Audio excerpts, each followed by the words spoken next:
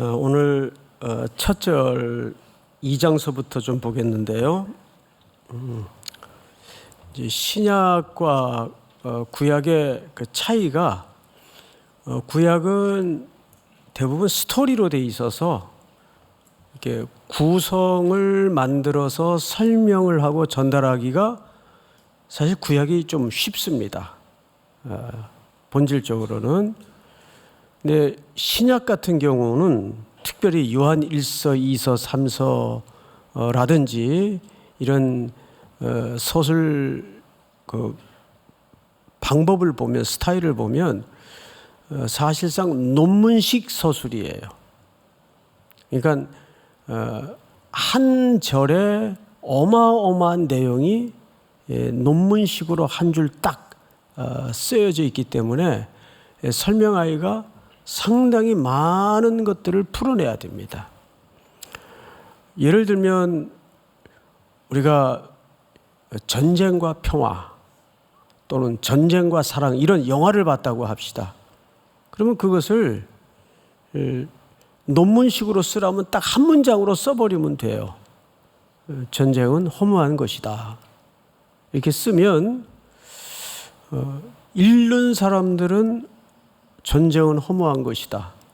근데 그 영화나 그거를 구성하고 있는 시공간을 들여다보면 거기에는 많은 주인공들이 죽었다가 또 사랑을 했다가 헤어졌다가 이런 비통한 스토리라든지 희노애락이 거기 안에 다 담겨져 있어요. 아주 풍성하게. 근데 그걸 논문식으로 쓰면 예를 들어 인생은 허무한 것이다. 그러니까 신약은 마치 그런 식으로 쓰여진 서신들이 참 많습니다. 유독 요한의 글들을 보면 그런 내용들로 빼곡히 차 있어서 한 절 한 절에 어마어마한 내용들이 사실은 녹아져 있다고 보면 정확합니다. 전달자의 한계 때문에 그것을 다 풀어낼 수 없는 것이 좀 아쉽군 해도 이제 그래도 한번 성령께 의지해서 우선 첫 절부터 들어가 보도록 하십시다. 나의 자녀들아, 이 테크니아라는 말을 썼는데 또 구약에도 보면 70인역에 이 테크나라는 표현이 전부 청년 또는 아이라는 뜻입니다. 잘 기억이 안 나면 제 이름 불러버리면 돼요. 테크나 의미 비슷해요. 그래서 제가 이렇게 철이 끝까지 없는 것 같아요. 많은 사람들이 저보고 철이 없다 그래요. 근데 제가 봐도 제가 철이 없어요. 근데 이때 이 자녀들아라는 말을 테크니아라는 말을 썼어요. 근데 이 단어는 1세기 당시에 스승과 제자 사이에 그리고 철학자들이 제자들에게 그냥 통상적으로 쓰던 표현입니다. 제자들을 부를 때 그냥 자녀들아 이런 개념을 담아서 썼어요. 여기에는 그 시대 그 도제에 가까운 제도를 이해해야 됩니다. 그 시대 제자들은 그냥 학교 등교해가지고 수업 듣고 또 하교하고 이런 개념이 아니고 그냥 한번 제자가 되고 그 선생님의 제자로 들어서면 잔심부름부터 먹고 자고 모든 삶을 같이 하는 거예요. 그러니까 자녀들아라는 표현으로 해도 이게 과한 표현이 아닙니다. 근데 이제 오늘날 가끔 이제 많은 케이스는 아니지만 일부 교회에서 그 담임 목사님을 아버지라고 부르라는 교회가 가끔 있어요. 상당히 그 수상하거나 위험합니다. 위험합니다. 한 번은 이게 좀 문제가 돼가지고 이제 아버지격이니까 청년들을 좀 아마 훈육 차원에서 매질을 했던 것 같아요. 신앙생활을 실제 있었던 일이에요. 실제 어느 교회라고는 얘기를 안 할게요. 그런데 이게 이제 밖으로 이 내용이 새 나가서 이제 뭐 기자들이 또 들러붙었겠죠. 이슈거리가 되니까.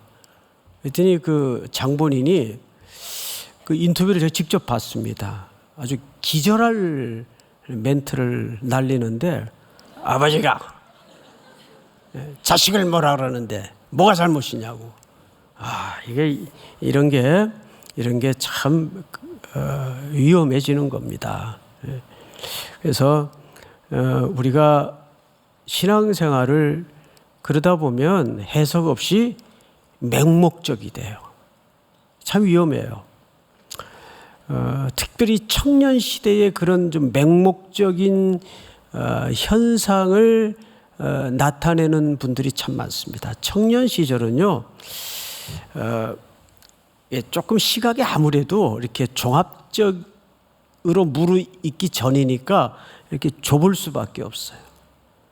제가 부임해가지고 얼마 안 됐는데 주일마다 저를 쫓아다니면서 이 사형리는 이 비복음적인 거니까 이거 가르치면 안 된다고. 그분 지금 다니나 모르겠어요. 예? 저보고 이렇게 아주 강경하게 쫓아다니면서 얘기하던 청년이 있는데 언제부턴가 제가 그 응답을 안 해주니까 안 쫓아다니는지 어디 딴 데로 가셨는지 그건 잘 모르겠어요. 그러니까 그 자기의 견해에 그냥 가두어져서 신앙을 자꾸 단편적으로 이해를 갖는 거죠. 저는 그 이번 기회에 이 요한 1서, 2서, 3서를 통해서 하나님의 사랑의 종합적인 면을 그래도 우리가 단편적으로밖에는 배울 수 없지만 하나님이 세상을 사랑하신다는 게 어떤 의미일까를 좀 폭넓게 서로 경험하는 계기가 되었으면 좋겠습니다. 우리의 이해한 하나님의 사랑은 너무 단선적이고 종합적이질 못해요. 여러분, 하나님은 참 우리를 너무너무 사랑하세요. 너무너무.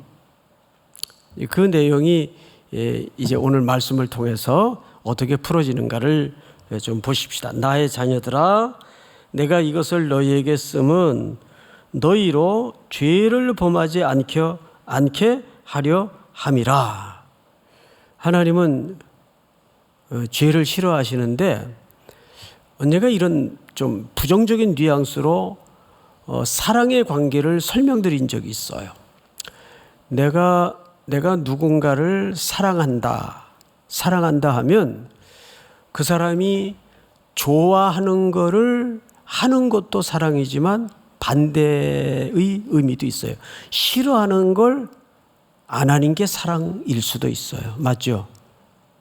그래요. 연인 관계에서도 누군가를 사랑하게 되면 자꾸 좋은 걸 해주고 싶고 또 어떻게 더 상대를 아끼고 사랑할까를 골몰하기도 하지만, 그래서 영국 속담에는 그런 표현이 있다 그래요.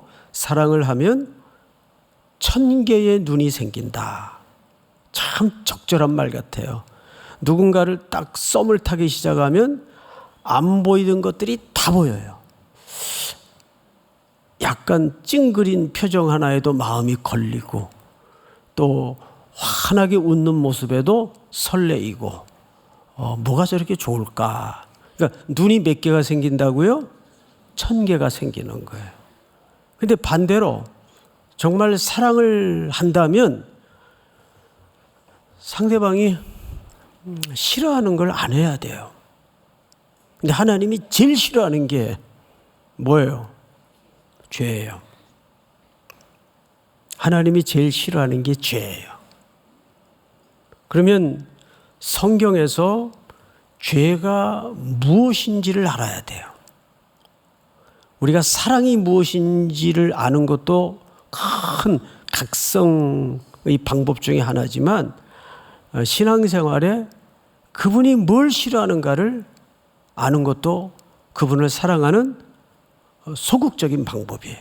그래서 오늘 성경을 보니까 내가 이것을 너희에게 쓰면 너희로 죄를 범하지 않게 하려 함이라. 근데 그 다음 말 잘 보세요.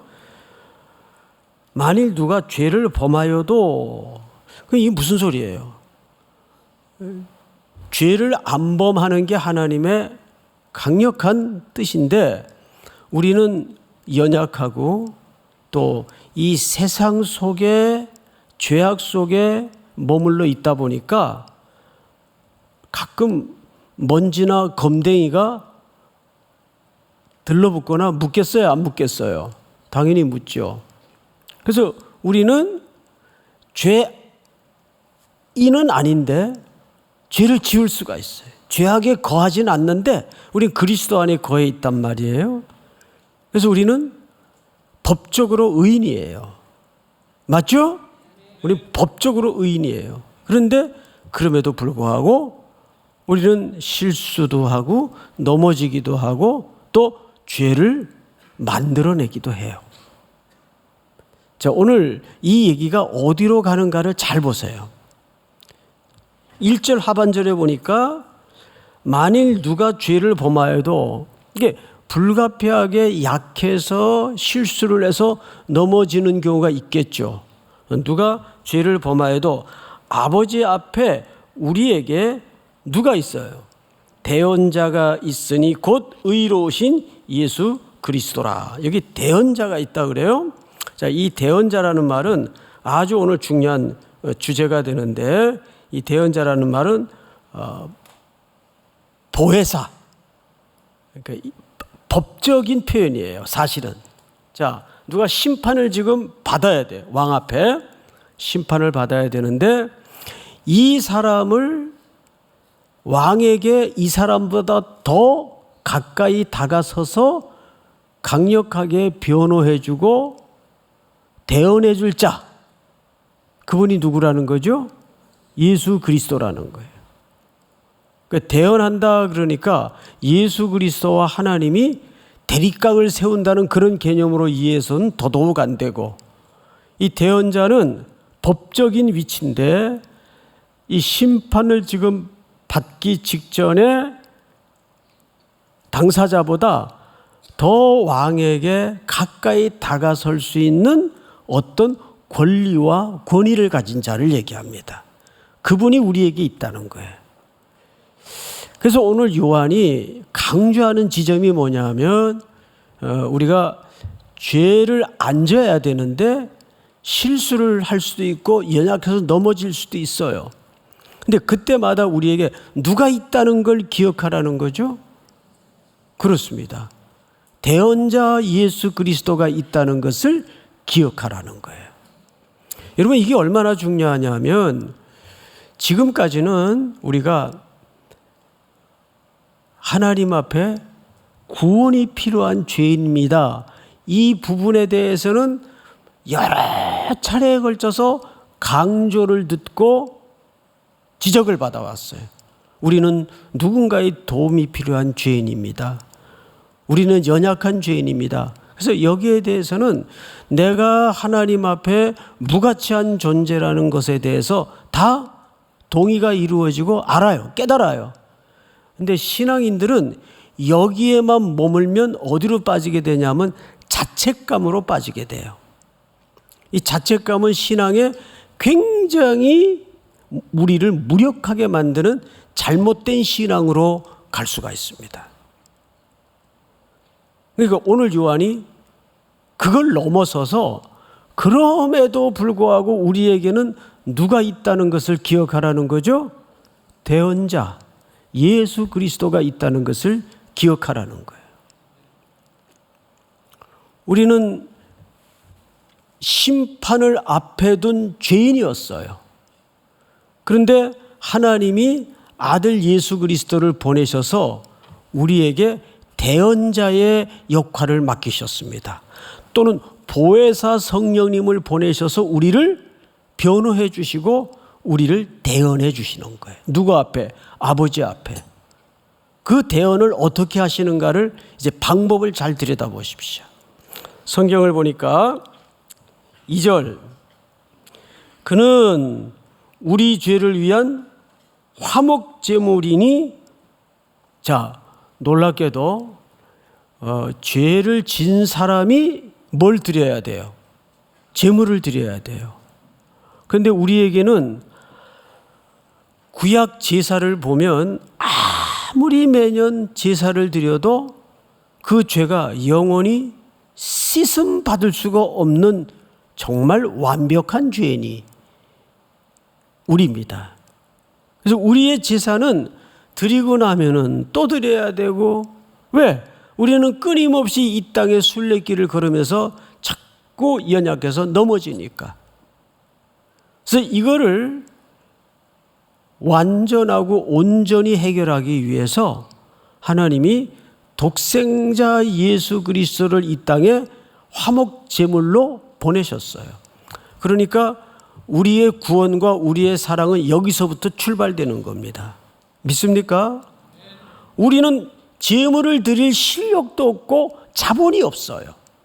우리 자체가 죄덩어리인데 우리는 내가 흠이 없어야 뭐 제물 구실도 하고 역할도 할 텐데 그게 안 된단 말이에요. 본질적으로 모든 사람이 죄를 범하였음에 하나님의 영광에 이르지 못하더니, 그걸 하나님이 잘 아시고 죄 없으신 예수님을 육신의 몸을 우리와 똑같이 입히셔서 이 땅에 완전한 인간으로 그리고 온전한 하나님으로 보내셔서, 예수님은 키가 자라고 지혜가 자라서 시간 속에서 우리와 똑같은 연약함을 체휼하셨어요. 경험하셨어요.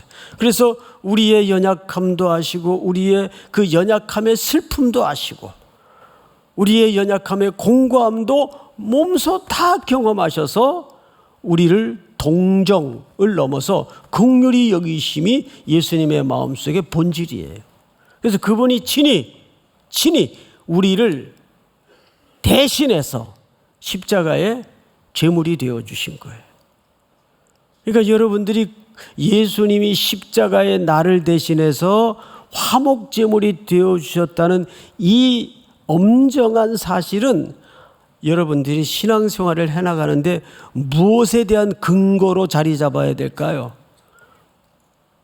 내가 연약해서 넘어졌더라도 또 일어날 수 있는 근거가 그 팩트입니다. 예수 그리스도께서 내 죄를 위해서 십자가의 제물이, 화목 제물이, 누구와의 화목을 위해서? 하늘 아버지와 화목을 위해서 예수님이 십자가에 죽으셨다는 그 사실이 내가 넘어져도 다시 일어날 수 있는 근거가 된단 말이에요. 그래서 예수님은 십자가에 우리 죄를 대신 함께 못 받고 마지막 마디가 뭐라 그랬어요? 다 이루었다. 이거는 당시 상업용어라고 말씀을 드렸죠.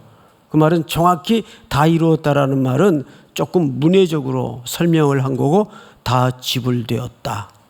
그러니까 우리의 죄는 그냥 없던 걸로 손 턴 게 아니라 철저하게 대가를 지불한 구속이에요. 믿으십니까? 네? 이것보다 더 견고한 구속에 대한 설명이 필요할까요? 그거 완전하게 죄사함을 얻었어요. 십자가에서 그 일이 다 지불되었고 다 이루어졌습니다. 그런데 중요한 것은, 근데 왜 또 넘어지느냐? 이것이 시간 속에서 사건을 통해서 계속 이 과정을 뭐라 그러죠? 성화의 과정을 통해 우리가 하나님의 자녀로 조금씩 채워가고 완성되어 가고 축적되어 가고 하나님의 아들로 딸로 빚어져 가고 만들어지는 겁니다. 이미 새 창조의 역사는 십자가에서 끝났어요. 마무리됐어요. 그게 점이라면 이제 그 놀라운 실증이 시간 속에서 모든 상황들을 통해 빚어지고 만들어지는 거예요. 우리 젊은 날의 신앙생활의 패턴을 보면 그래프로 따지자면 맨날 단진동 운동을 하는 것 같아요. 올라갔다 내려갔다 올라갔다 내려갔다 올라갔다 내려갔다. 그래서 우리는 무슨 폭만 보냐 하면 올라갔다 내려갔다는 요 진동의 폭만 보고 스스로 어떤 자괴감에 빠지냐 하면 나는 왜 맨날 이 모양일까? 이 자괴감에 빠져요. 그런데 이 그래프를 저쪽 좀 멀리 툭 던져놓고 보면 이게 나도 모르게 단진동은 계속 이루어지고 있는데 올라갔다 내려갔다 넘어졌다 일어섰다 하는데 이게 점점점 X대 무한대를 향해서 상승 곡선을 그리고 있다고요. 그래프 기억나죠? 예? 우리 수학 시간에 다 했잖아요. 예? X대 무한대를 향해서 나도 모르는 시간 속에 이것이 상향성을 향하고 있다고요. 이 견인을 누가 하시는 거예요? 그리스도께서 이미 걸어놓고 우리를 천천히. 오늘 아침에 우리가 이사야 8장을 통해서 실로아의 물은 어떻게 흐른다고요? 천천히 흐른다고요. 그래서 하나님의 일하심은 알 수도 없고 보이지도 않게 흘러가고 진행되는 것이 거의 대부분입니다.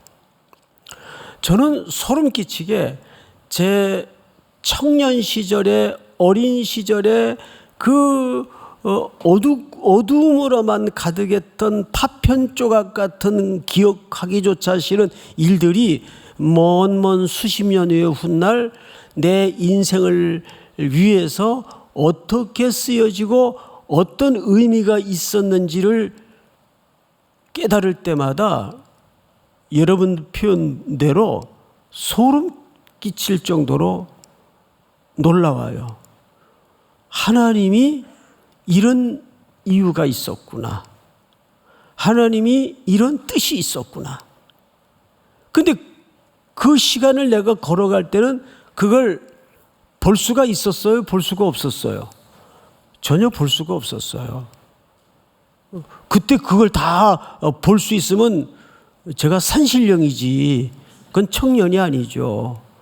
그래서 늘 청년의 시기는 젊은 날의 시간은 늘 헤매고 우왕좌왕하고 그렇게 돼 있어요. 그 자체가 이상하거나 별난 게 아닙니다. 따라서 합니다. 헤매야 지경이 넓어진다. 잘 헤매십시오. 제자리 하나님이 돌려놓습니다. 그걸 방종하라는 말로 알아들으면 곤란하겠죠? 헤매는 것도 잘 헤매야 돼요. 끊임없이 신앙의 문제에 대해서 질문을 갖고 있는 사람이 깊게 커요. 늘 그저 뭐 취한 것처럼 다 축복이고 다 감사하고 다 나이스하고 그러면 별로 발전이 없어요. 보면은. 그런데 항상 깐깐하고 질문이 많고 투덜거리고 그러는 친구들이 그럴 때는 참 꼴보기 싫은데 꼴보기 싫죠. 좀 그냥 야, 너 좀 그냥 순순히 믿으면 안 돼? 이러고 싶은데 그런 적은 없지만 그런데 그 친구 가만히 시간을 걸려서 싹 돌아보면 깊게 커요. 참 튼튼하게 커요. 그러니까 여러분들이 질문이 있다고, 질문이 있는 게 사실은 믿음이 있다는 말이거든요. 믿음이 없는 사람은 질문이고 아무 관심이 없어요. 믿음이 없는 사람은. 그래서 내가 갈증을 느끼고 갈등을 느끼고 질문이 있다는 것은 사실은 그게 살아있는 것이고 하나님에 대하여 믿음의 감각을 갖고 있다는 뜻이거든요. 그런데 옛날에 우리가 신앙생활을 하면서 전도사님이나 목사님한테 그런 거 얘기하면 얻어맞았어요. 그냥 믿는 거야. 넌 말이 많아. 우리 신앙은 그런 식으로 훈련을 받았어요. 그래도 교회 안 떠나는 게 놀라운 은혜죠. 돌아보면. 예? 아, 내가 참 하나님 손에 붙들려 있었구나. 그래도 신앙의 현장을 떠나지 않는 것이 은혜였구나. 그걸 깨닫게 된다고요. 그래서 여러분들이 걸어가면서 흔들릴 때마다, 자꾸 질문이 생길 때마다, 하나님 앞에 폭주하고 싶은 욕망이 일어날 때마다, 또 넘어질 때마다, 나는 맨날 왜 이럴까라는 자괴감에 빠질 때마다 여러분들을 튼튼히 다시 일으킬 수 있는 근거가 십자가에 예수 그리스도께서 화목제물 되어주신 사랑이에요. 믿습니까? 자, 우리 그 다음에 3절을 좀 보십시다. 3절. 우리가 이 3절이 헷갈리기가 쉬워요. 우리가 그의 계명을 지키면 이로써 우리가 그를 아는 줄로 알 것이요. 자, 이게 조건절처럼 되어 있는데 사실은 이건 조건절이 아니에요. 수사적으로는 조건절을 썼지만 마치 이런 거죠. 예수 그리스도를 믿으면 뭘 얻어요? 구원을 얻어요. 조건절이죠, 표현은. 근데 이건 수사법이지, 하나님은 우리를 구원하셔놓고 믿게 하시죠. 맞습니까? 틀립니까? 맞습니다. 그러니까 여기서 말하는 것도 조건절이 아니에요. 자, 그럼 이 말을 조금 더 풀어보십시다. 우리가 그의 계명을 지키면 이로써 우리가 그를 뭐 하는 줄로 알 것이요? 아는 줄로 알 것이요. 그 말은 이런 뜻입니다. 나무로 한번 비유해 보겠습니다. 사과 나무가 맺히려면 가지가 어디에 붙여 있어야 돼요? 어디에? 나무에 연결이 돼 있어야 되겠죠. 그런데 나무에 가지가 연결이 돼 있으면 그때 이 나무가 사과나무가 되는 게 아니에요. 이미 사과나무예요. 사과나무에 뭐가 맺히죠? 사과가 맺혀요. 그러니까 우리가 수사법과 진리와 차이가 있다는 걸 알아야 됩니다. 오늘 3절에도 보니까 우리가 그의 계명을 지키면 이로써 우리가 그를 아는 줄로 알 것이요. 여기 안다라는 말이 있어요. 오늘 이 굉장히 중요한 개념인데, 자, 여러분 저를 알죠? 알죠? 예. 근데 정말 알아요? 정말 알아요, 저를? 저를 안다고 할 때는 지구촌에서 몇 사람 안 돼요. 그저 가족 범주 안에서 외에는 저를 제대로 아는 사람이 드물어요. 20년, 30년 그저 일주일에 한두 번 만나서 지내는 사람이 누구보다도 저를 잘 알 것 같은데 잘 몰라요. 제가 오늘 그 썸데이 시간에도 그런 얘기를 했네요. 어느 소설가가 한 얘기인데, 결혼 전에는 전부 서프라이즈, 이벤트, 깜놀, 여기에 뿅 가가지고 결혼을 하게 돼요. 그러니까 결혼 전에는 그 사람의 매력과 사랑이 불꽃으로 피어오르기까지 많은 놀라운 일들이 과정에서 벌어집니다. 근데 제도에 해당하는 결혼이라는 계약 속에 딱 이제 묶여지고 결혼 이후에도 맨날 서로 놀라면 어떻게 해요? 그럼 불안해서 어떻게 살아요? 결혼 후에는 어떻게 바뀌어야 될까요? 신뢰와 예측 가능함과 안정감이 보장이 돼야 결혼 생활은 유지가 됩니다. 그렇죠? 그런데도 결혼 이후에도 맨날 서로 깜짝 놀래가지고 이건 뭐야? 이러면은 그 길게 못 가는 거죠. 그래서 결혼 생활은 항상 예측이 되고 그 예측이 가능해지고 그걸 신뢰라 그러죠. 보통 서로에 대한 신뢰가 자꾸 쌓여져야 결혼 생활이 유지되고 가능해지는 거죠. 무슨 얘기냐 하면 우리가 하나님 앞에 구속함을 입었다는 것은 어느 날 내 의지와 상관없이 마치 번개가 치듯 내 인생에 하나님이 개입하신 사건이에요. 그런데 그 이후에는 우리에게 어떤 삶을 요구하시죠? 이제 하나님의 자녀가 되었으니까 그 자녀다움을 뭐해 가는 싸움일까요? 완성해 가는 싸움이에요. 만들어가는, 그게 안다라는 뜻입니다. 그래서 부부가 결혼을 하면 법적으로는 부부가 돼요. 법적으로는. 그런데 부부로서 이제 그때부터 정말 고난의 행군이 시작이 되는 거예요. 서로를 겪고 경험하고 알아가는 싸움이 시작이 되는 겁니다.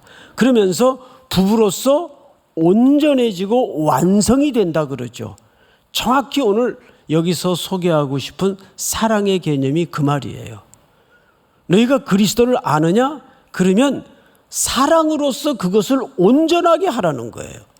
결국 오늘 요지는, 자 볼까요? 3절.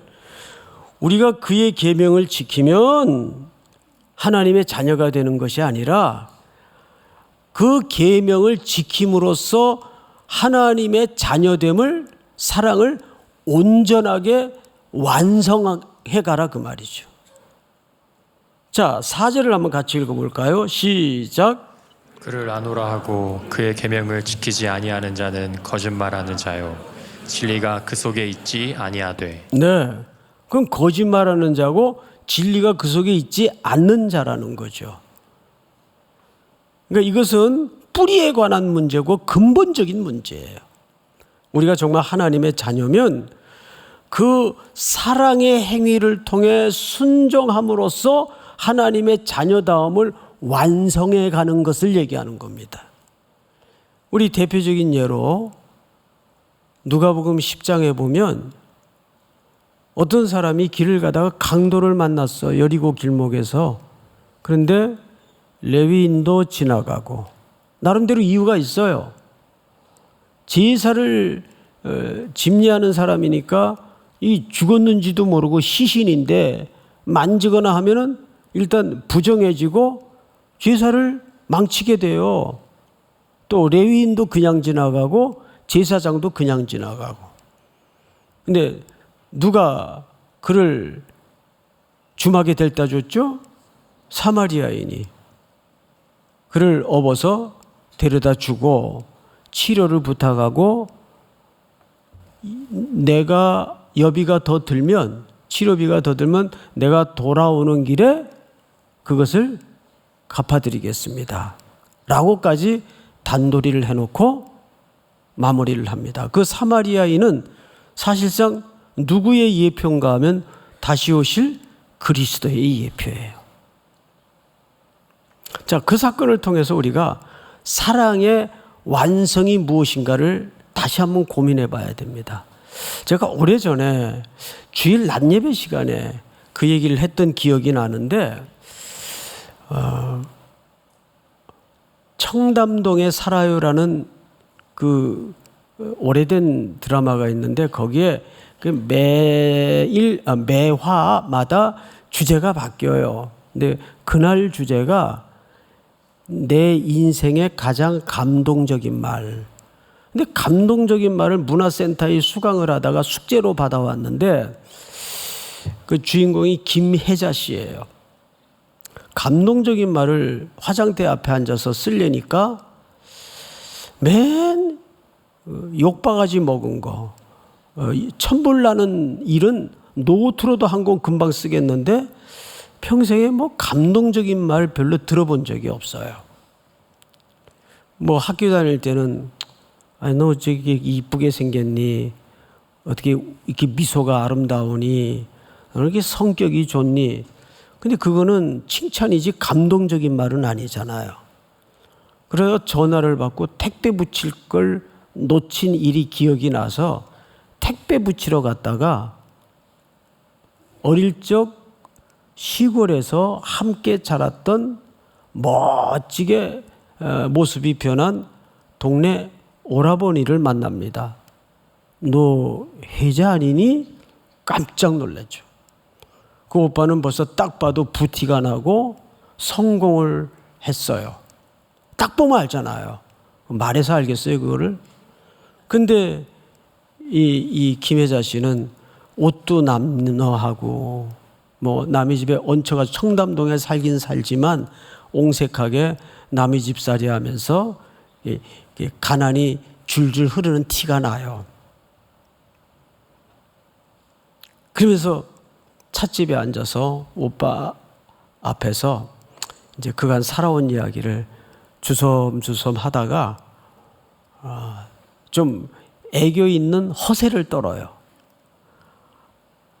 앞으로 뭐 이런 사업도 좀 하고 싶고 저런 사업도 하고 싶고 이제 성공한 오빠 앞에서 이제 꿀리기 싫었던 것 같아요.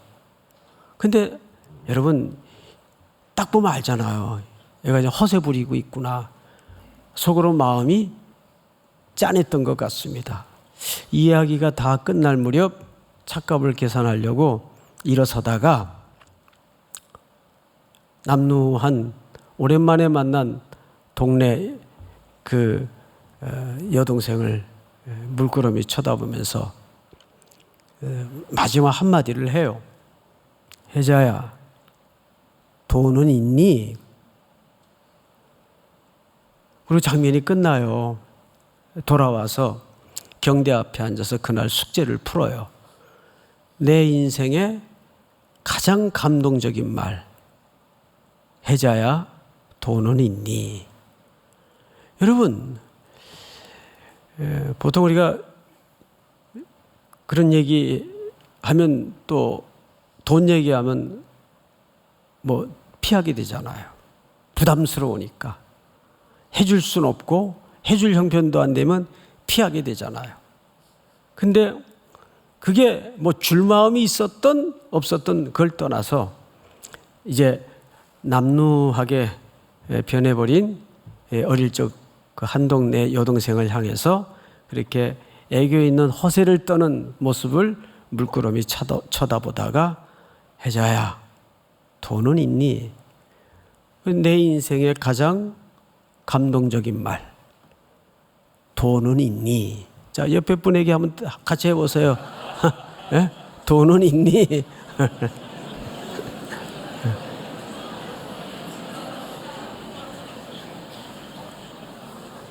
남루한 분이 배가 고파서 찾아왔는데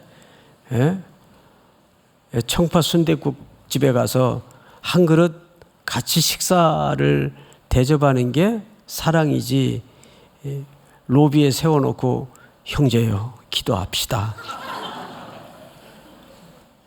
우리 기독교가 그런 어떤 이데아적인 또는 명분에만 머무는 기독교가 되다 보면 기독교가 힘을 잃는 거예요. 저는 오늘 뉴스에 우리 거리에 있던 형제들이 말끔하게 차려입고 세상에 마이크를 잡고 뉴스를 진행하고 그 자기가 거리에 있다가 어떻게 지금은 번듯한 직장을 잡고 사회인이 되었는가 이렇게 짤막한 영상이지만 저는 참 뭉클했어요. 참 감동스러웠어요. 여러분 거리에 있던 형제들이 그렇게 온전한 사회인으로 회복하기가 쉽겠어요? 그 기적이에요. 저는 여러분들의 섬김이 그 소중한 결실을 만들어냈다고 믿습니다.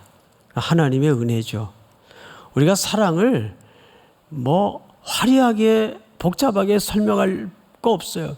이런 게 계속해서 선순환이 되어서 삶 속에 기적이 보여지고 안전뱅이가 일어나고 병자가 고쳐지는 것보다 더 큰 기적이죠. 그렇지 않아요, 여러분? 저는 처음에 그분들을 모시고 바리스타 교육을 한다 그래서 내 속으로 미쳤나 그랬어요. 윤 목사님한테. 예? 그리고 제가 이런 얘기까지 했어요. 아니 그분들이 그걸 교육한들 그분들을 어디서 쓰겠냐고. 그랬더니 아이 먹고 어디 취직할 것보다도 그냥 교육의 의미가 있는 겁니다. 처음에 그래요. 교육의 의미가 있는 겁니다. 야, 그러면 한번 해봐라. 그리고 그 교육이 끝날 무렵에 또 희한하게 오전에 나장로님도 그 화면에서 말씀을 하셨지만 요 원래 처음에 하던 자리 그 골목 끝이라 가게도 옳게 안 보여요. 간판도 안 보이고 그런 골목 끝에 어느 주인이 거기 차 마시는 우리 교회 목사님 한 분에게 제안을 한 거예요. 아 이제 난 나이가 많아서 나도 주말이나 주일이면 교회 봉사 좀 하고 싶은데 기독교인이었던 것 같아요. 이게 주일날까지 이걸 열고 있어야 되니까 아 이제 나이도 많고 힘들다고. 어차피 손님이 대부분 삼일교회 분들이니까 이 가게를 좀 요일을 나누어서 했으면 어떻겠냐고 제안을 해온 거예요. 그래서 저희가 토요일 주일을 저희가 하고 월화수목금은 그분이 하시고 이렇게 가게를 이제 요일별로 나눠서 토요일 주일은 로드라는 그 이름으로 이제 오픈을 했죠. 오픈하는 날 제가 가서 그분들이 커피를 만든다 그러길래 염려 반 기대 반으로 첫 손님으로 가서 차를 마셨는데 그런 또 커피 맛은 처음 느껴봐요. 커피가 숭늉처럼 구수해요. 이 맛이 이거 희한하다. 예? 자꾸 그 맛이 기억이 나요. 예? 커피가 진짜 구수해요. 그리고 이제 쿠키는 우리 자원봉사하는 분들이 쿠키 만들어서 내놓고 가게가 얼마나 잘 되는지 그 주인이 오일 파는 것보다 매상이 더 몇 배 뛰는 거죠. 그분이 슬그머니 또 자기가 하겠다고 내놓으라 그래요. 뭐 사람이 아무래도 이제 경제적인 동물이다 보니까 뭐 저는 그걸 나쁘게까지 보지는 않습니다. 그래서 딴 데 가게를 알아보려고 매일 그러면 영업할 수 있는 가게를 알아보려고 돌아다녀 보니까 청파동 다 아시죠?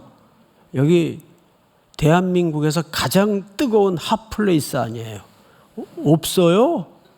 그 있다 하더라도 이 손바닥만한 가게인데 월 600, 800을 내라 그래요.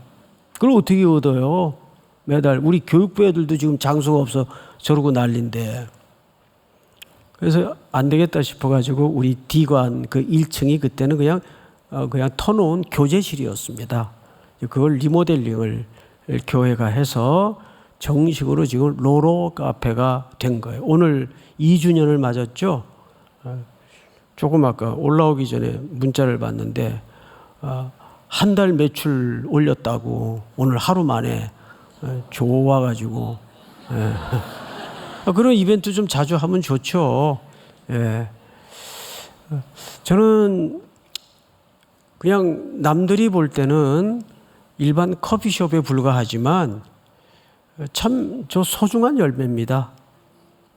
특별히 그런 과정을 통해서 또 법인이 설립이 되고 그런 유사한 케이스에 있는 분들을 또 우리가 지속적으로 안정감 있게 계속 앞으로 또 섬겨야 되고 여러분 일일이 이제 설교 시간에는 이런 구체적인 소개를 다 드릴 수가 없어서 그냥 삼킨 정말 기적 같은 스토리들이 참 많습니다. 그분들 가끔 또 이제 하이킹 시켜드려요. 의정부까지 봄이 오면 꽃 구경하면서 봄 향기 맡으면서 그분들이 이제 우리 저 서울역 앞에 남양동에 그분 거주하시는 데를 두 군데 저희들이 임대를 했어요. 그래서 거기에 지금 몇십 분 모셔놓고 있는데 이제 공간이 생기고 따뜻한 물 나오고 하니까 이분들이 방에서 잘 안 나와요. 그래서 이분들을 운동을 시켜야 되겠다 그래가지고 서울시청에 가면 길거리에 주순 그 자전거들 수리해가지고 5만 원씩 파는 게 있어요. 그걸로 언젠가 많이 사왔더라고요. 목사님이. 이거 자전거 다 뭐 하려고 그러냐 했더니 우리 형제들 태워서 하이킹 할 거래요. 그 이번 어디 갔다 왔냐 그랬더니 또 저 의정부까지 하이킹 다녀왔다 그러고 그렇게 좋아한대요. 나가시면. 언제 그런 활동을 해볼 시간도 없고 해볼 마음도 먹질 못하는 거죠. 가끔 또 체육관에서 정기적으로 운동도 하고 건너편 건물에 이제 사무실을 하나 얻어줬지 않습니까? 거기서 언제나 자유롭게 나와서 미술로 심정도 치료하고 또 소예배실에서 꾸준히 성경을 듣고 싶다 그래서 성경 읽어드리고 한 번은 그 로비에 우리 권사님들인가 그러니까 여자 자매님들이 테이블 놓고 그분들의 살아온 이야기를 그냥 들어요. 그분들이 언제 누구에게 한 번도 자기 심정을 터놓고 내가 왜 이 밑바닥까지 이렇게 나락에 떨어졌는지 그 소가리를 누구에게도 얘기해 본 적이 없어요. 얘기하면서 울고 그러는 가운데 치료가 되고 한 번은 당에 뭐 엄청난 액수의 뭐 청구서가 하나 의료 성교부에서 올라왔어요. 그때 5,700만 원 기억에 하여간 엄청난 액수예요. 그래서 놀래가지고 이게 무슨 값인가 봤더니 틀니 값이에요. 틀니. 웬 틀니를 이렇게 많이 하나 그리고 사정을 들어봤더니 노숙하는 분들이 영양의 균형이 깨지면 제일 먼저 이가 빠집니다. 나는 그때 처음 알았어요. 그러니까 이들이 없으니까 20대 청년들도 이가 없어요. 그럼 무슨 병이 바로 오죠? 옳게 씹지 못하니까 위장병이 오는 거예요. 그래서 그 틀니를 그때 다 해드렸어요. 한 석 달 했나 그래요. 그래서 소문 나가지고 또 계속 막 더 오시는 거예요. 그래도 이거는 먹는 문제니까 해야 될 거 아니에요.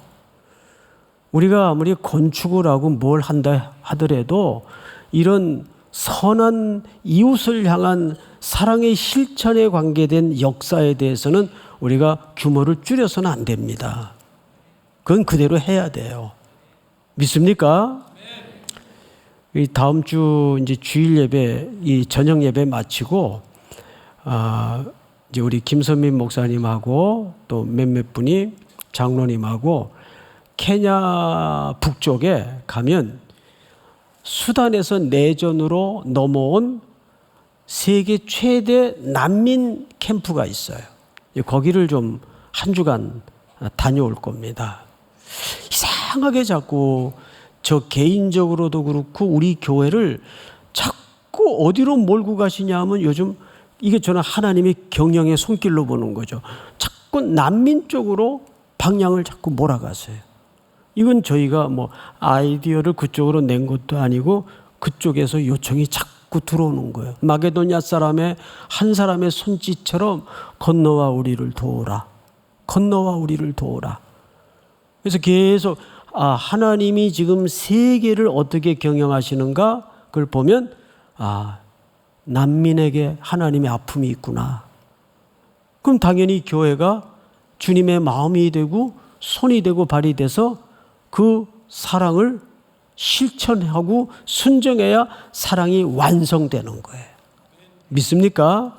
오늘 이 복된 흐름과 사역에 우리 3일의 어린 생명서부터 어르신에 이르기까지 일사불란하게 순종하고 동참하는 복이 있기를 축복합니다. 다 일어나십시다.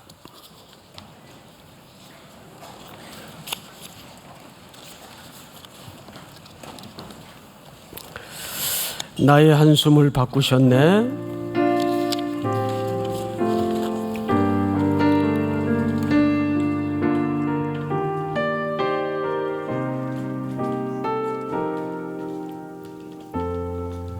고달픈 삶의 은혜도 무뎌지고 곧 사라질 것에 내 맘 두네. 헛되고 헛된 것들을 바라보며 그 은혜를 놓치며 살았네. 주어진 삶을 묵묵히 살아가며 날 붙드신 주 예수를 날 붙드신 주 예수를 보내.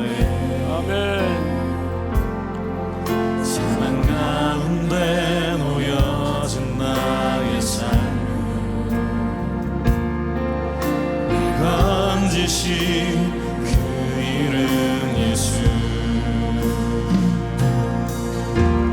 나의 한숨을 바꾸셨네. 주를 향한 노래로 소망의 노래로 나의 눈물을 거두신 주 예수 이름 안에 살게 하소서. 후렴만 다시 한번. 나의 한숨을 바꾸셨네.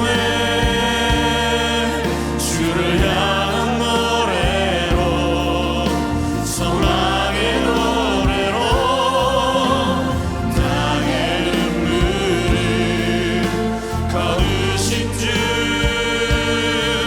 예수 이름 안에 살게 다시 한 번만. 나의 한숨을 바꾸신 주님. 나의 한숨을 바꾸셨네. 주를 향한 노래로 소망의 노래로 나의 눈물을 거두신 주 예수 이름 안에 살게 하소서.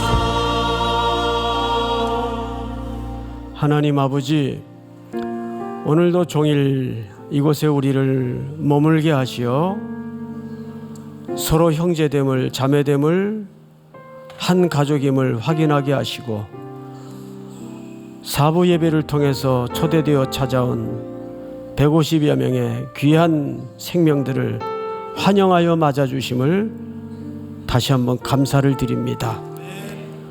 언제나 우리를 위해서 아낌없이 대속의 제물을 아들로까지 내어주시고 우리가 넘어질 때마다, 연약할 때마다 그 십자가 앞에 우리를 일으켜주시고 세워주심을 감사합니다.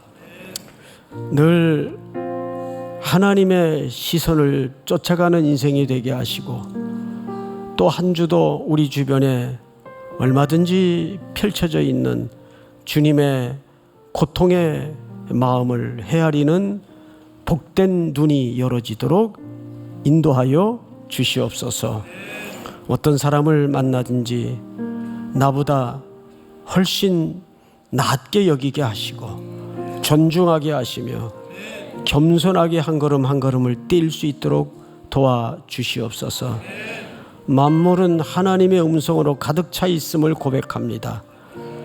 어느 것 하나 외면할 수 없고 거기에 하나님의 표정, 하나님의 말씀, 하나님의 손짓에 집중할 수 있도록 이끌어 인도하여 주시옵소서.